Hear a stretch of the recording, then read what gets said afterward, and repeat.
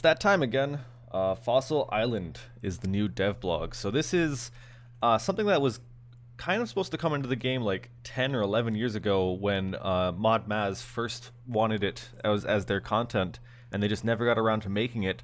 And they're trying to bring it to old school, which I think is pretty cool. There's a lot of stuff in here, and a lot of controversy on both sides of the playing field for what people want and what people don't want from this. So I'm going to try to go into this. I'm going to try to not be too biased. I'm going to give both sides the opinion and the viewpoint of both sides. But let's just get into this. This is the devblog, new content, Fossil Island. Basically, it failed voyage after failed voyage. People couldn't get to the island. It's kind of like the lore of it, I guess. You got to discover the island. So there's going to be a new quest, which is called the Bone Voyage quest. Basically, to voyage through and successfully do it. It's part of the Varrock Museum, kind of, where the it's kind of like it follows up Dig Site, it follows up the museum, the kudos, all that stuff. And this is kind of a look at the rough view of what it's going to look like. So it's going to be, the entrance to the island, the camp, the depths, the lava mine, the marshland, all this different stuff, all kinds of different places, the farming for the hardwood. And it looks pretty cool. I'm going to vote yes to pretty much everything. There's a couple things I'm a little bit iffy on. I'm not too sure yet. We will go ahead and get into that, though. And basically they're asking, would you like a new quest? And would you also like Fossil Island to come into the game?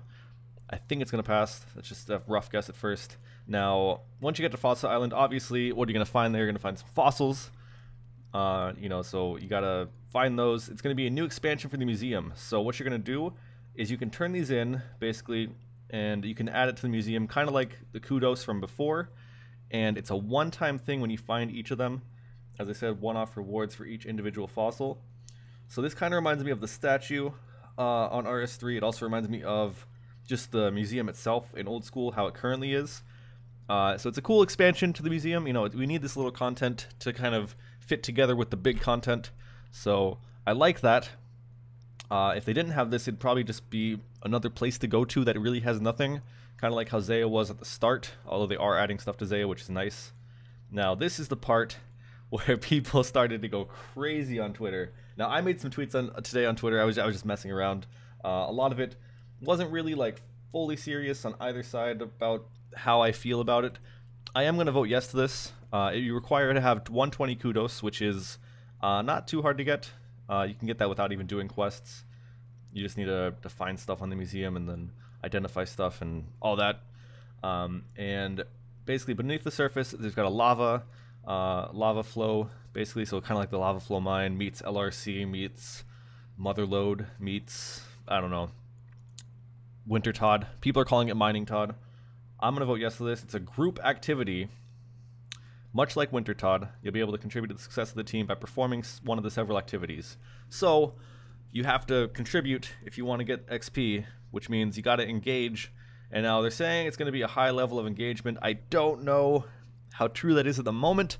I'm hoping that it's more than Winter Todd. I'm hoping it's more effort than Winter Todd. I'm hoping it's about the same effort as blast mining, because blast mining, you can AFK like for a few seconds every now and then here and there, but if you're not focusing, you're not going to get the best XP an hour. I like methods like that. I don't know how I feel about high APM methods. I'm a fan of them, but obviously this isn't going to be the best XP an hour, so it shouldn't require the highest APM, obviously, which is actions per minute, if you don't know what that means. So you got to control the lava flow, you got to remove rocks, you got to solidify the floor, and you have to mine and deposit minerals. So at level 50, it's 40k an hour. That seems pretty balanced. At level 50, you can get probably about 60k an hour with iron. At 85, it's 80k an hour. Now, with 3-ticking, which is a method of mining so that you constantly stay in a 3-tick cycle, so you get a rock every time you successfully hit that, and you actually, you have a chance to fail. But obviously, it's probably at 85, it's probably going to be around 95 to 100k an hour. So this is a little bit high at level 85. I think this is 80k is pretty OP for level 85, depending on the AFK ability. I don't know about that. At 99, though, 85k an hour. That's fine. The best methods you can get for mining right now can be upwards of 130k an hour. It can consistently be like 110k an hour or higher. Even if you're kind of new to it, it's not that hard to get that XP rate. So 85k an hour, as long as what they're saying with the high level of engagement is true, I'm okay with it. It's a new method. It fits in. It works well. You know, it's not the best, it's not the worst. It's going to be a group activity, as they said, which group activities bring people together. It's apart from Wintertod, I guess, actually. Wintertod, private off, public off, everything. Fuck those people who say get on Skype, Joel, or whatever they're saying. I don't know. I'm voting yes to this. I like it. It says tick manipulation methods will not be possible in the volcanic mine, so you can't abuse this. If it's 85k an hour, if when they release it it's 95k an hour, they're going to nerf it, make it 85k an hour. I have faith they're going to do a good job on this. I'm looking forward to this. Anybody who disagrees with me, so you're fine to do that. That's okay. Skilling on Fossil Island. So, I don't know why they didn't include this below the mining, because it is skilling, but you'll be able to find a number of ways to train up, and just a few are detailed below. So the first one, I've been suggesting this for a long time, Hardwood Farming. So I don't know the XP rate for checking. I can't think that it's going to be high based on the level requirement. But in certain areas, they're saying you can, you know, the environment's right to grow teak and mahogany. And side by side, you're going to be able to grow 3 different trees. And it requires 35 for teak, 55 for mahogany. That makes sense, because that's about the wood cutting level you need to cut them. However, with those low levels, I can't see the checking health XP being very high. I'm going to assume that 35 for teak is probably going to be somewhere around like 6k XP, and the 55 for mahogany might be like 7k, 8k, maybe 9k. I don't know. 35 might be less, it might be like 4k, 5k for a teak. I can't see it being that high. However, a few extra trees a day, if it's a good pet chance, if it's cheap seeds, might be decent to add to your daily farm runs. Getting some teak and mahogany. I've been wanting this for a while. If this is how they're going to start bringing it in, I'm okay with that. I just want to know, where are we getting the seeds from, because they didn't really include that in here. They don't really mention where the seeds come from. They also don't mention the XP they would get, the time it takes to grow, or any of that. I'd like to know more, but I'm still going to vote yes, because this is something I've wanted for a while, and I'm happy that they're finally bringing it in, even if it's not going to be that good for XP, which actually people might be more inclined to vote yes because of that. Tracking in Herblore, this is another skilling activity, so this is going to be a very interesting thing. I think this is going to be useful for Ironmen. I can't see a normal player using this unless maybe for some reason seeds are super cheap and herbs are expensive at some point. Maybe somebody will do this for money. But basically, there's a new animal that's plant-like. It's like a mythical creature. You feed it herb seeds, it grows the seeds, and then you go back and you pick the herbs. It sounds just like regular farming for Herblore. You plant a herb seed, go back, you pick it. But instead of actually going to a specific spot, you have to track down the animal, and you have to harvest once you find it. So it's a little bit more tedious than regular herb farming. But if you're in a rush to get herbs, or if it's really good money at the time, people might use this. I could see Ironmen, I could see low levels, mid levels using this. So that's kind of cool, I guess. It's more herbs that come into the game, which might make Herblore cheaper. I'm always okay with that. Birdhouse traps. Now, this is interesting because the starting hunter grind has always been really tedious. You know, people hate doing, you know, assuming you do the kudos in the museum to get 9 hunter. People hate doing the 9 to like 60 hunter grind, or 9 to whatever hunter grind for 63, or whatever black chins are, 73.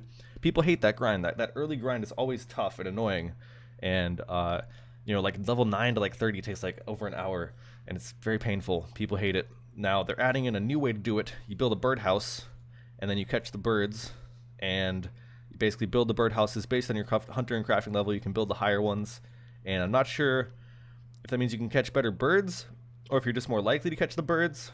But once you place the bird trap, you need to fill it with some seeds, obviously, to lure them in. Now this is interesting because most hunter, you have actually bait, which you can put down, but nobody in the game uses that, because a long time ago it was proven that the bait actually does nothing. It's just kind of part of the lore, but it really doesn't help you. So after you place the bait, you can wander away, let your birdhouse trap passively, capture birds, claim your experience, and head back to the birdhouse trap to check it again. So I don't know. This is cool. I guess early level hunter. Never really been a big fan of early level hunter, but I guess it's good for new players. I guess it's good for people who make new accounts, like new Ironmen or new peers or whatever they're trying to do to get their hunter levels early.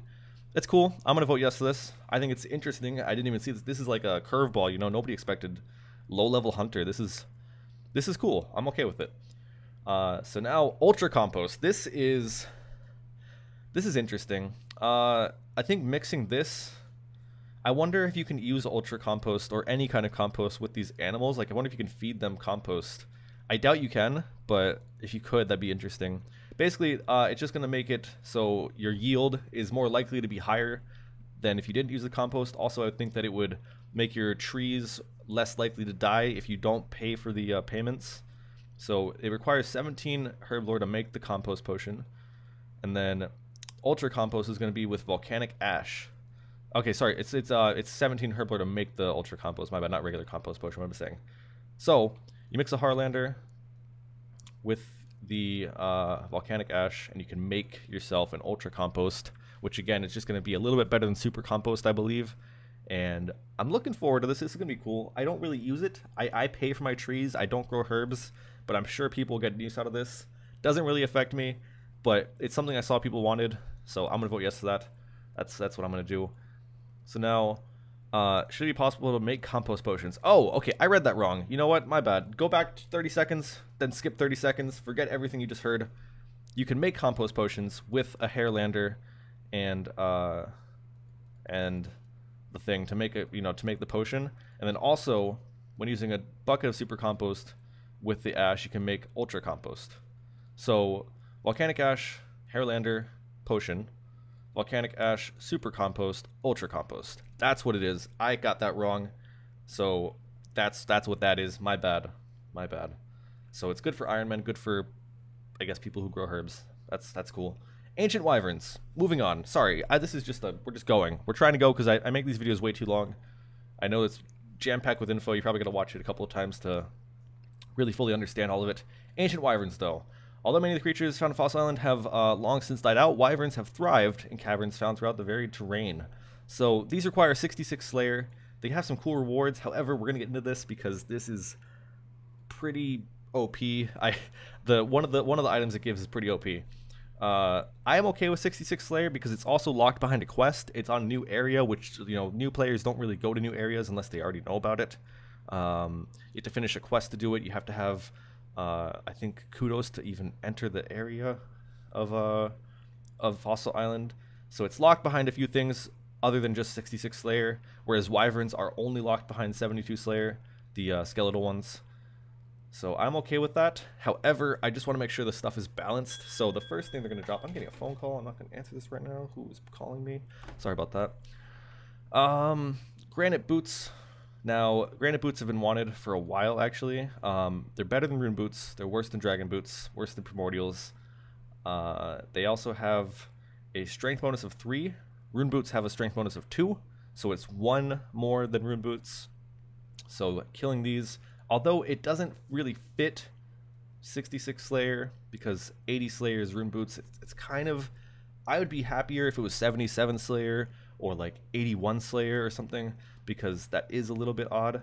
I don't know, but I guess that's cool. Granite Boots coming in because there's already Granite Legs, Granite everything else pretty much in the game. Okay, so here goes the tangent. I don't know where I stopped talking. I know I talked about the boots. I don't know if I talked about the longsword, but that phone call from a minute ago was actually my food because I ordered food and I forgot about it. And okay, my bad. I gotta eat my food after this video. But yeah, Amazon Prime is, or Prime Now, whatever it's called. That shit's amazing. Anyways, Granite Longsword. We'll get into that now.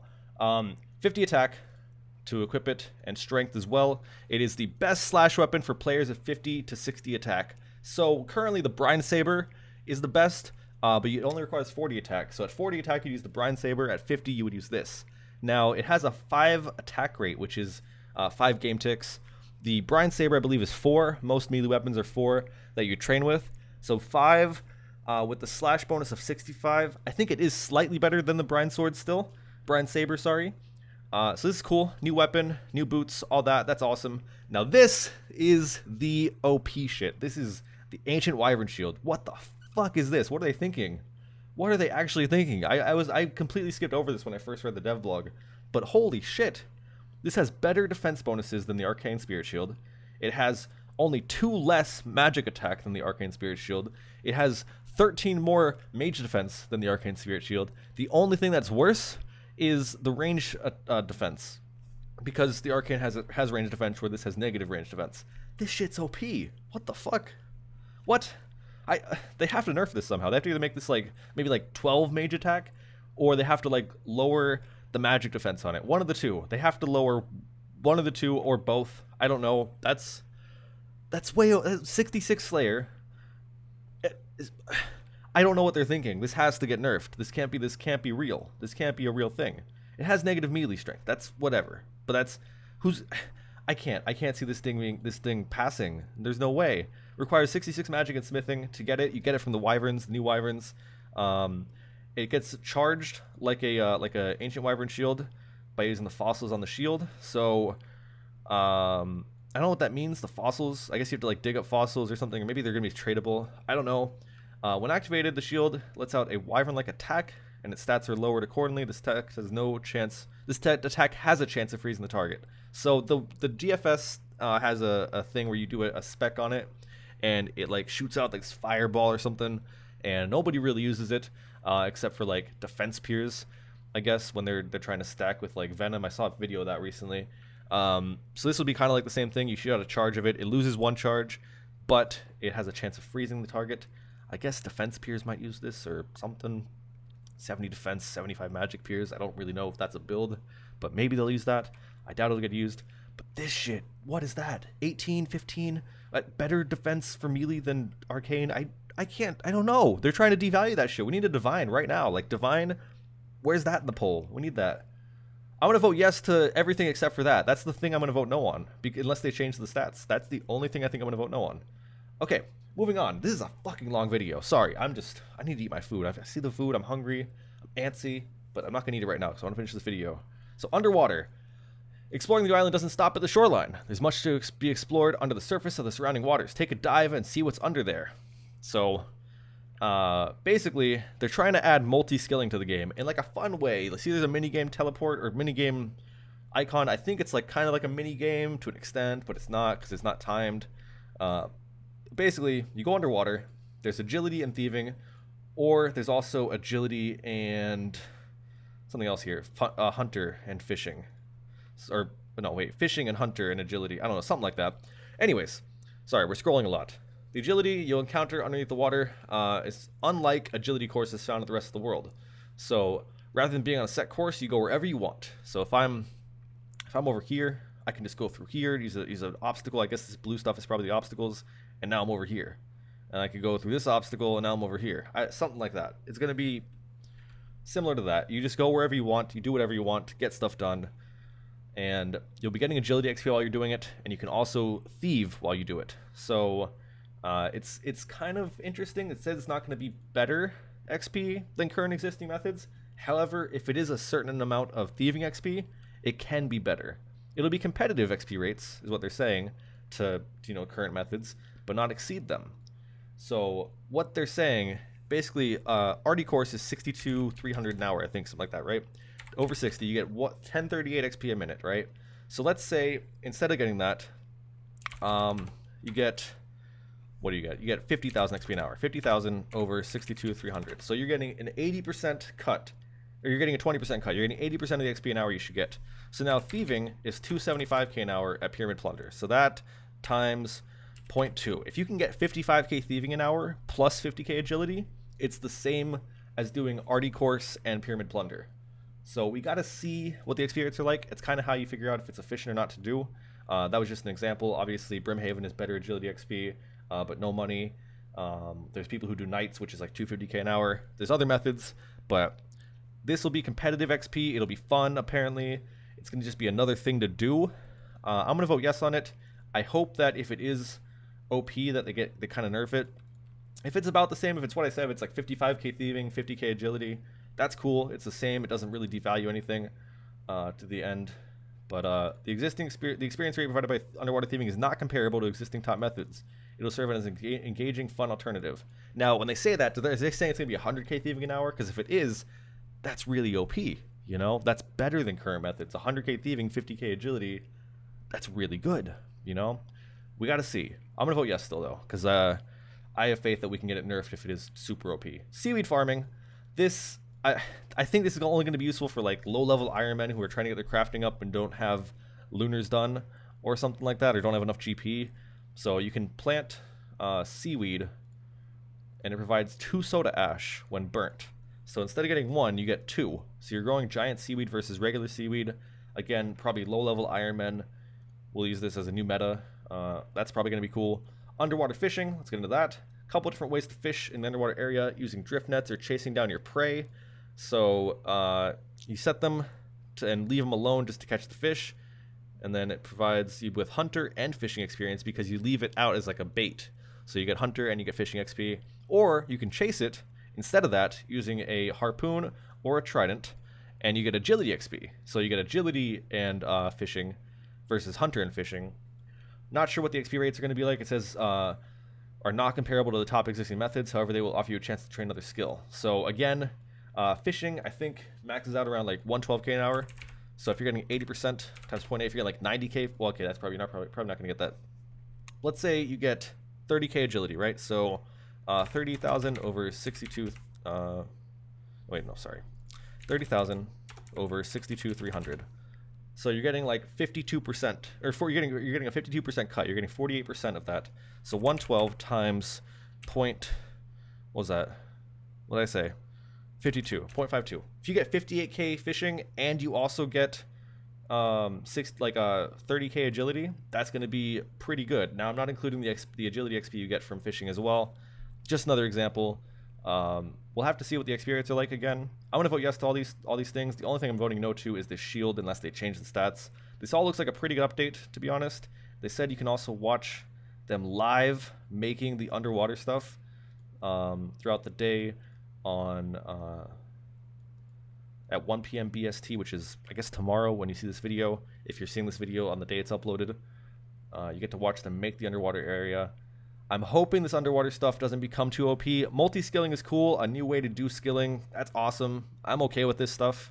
It's fine. Again, the shield, pretty fucking OP.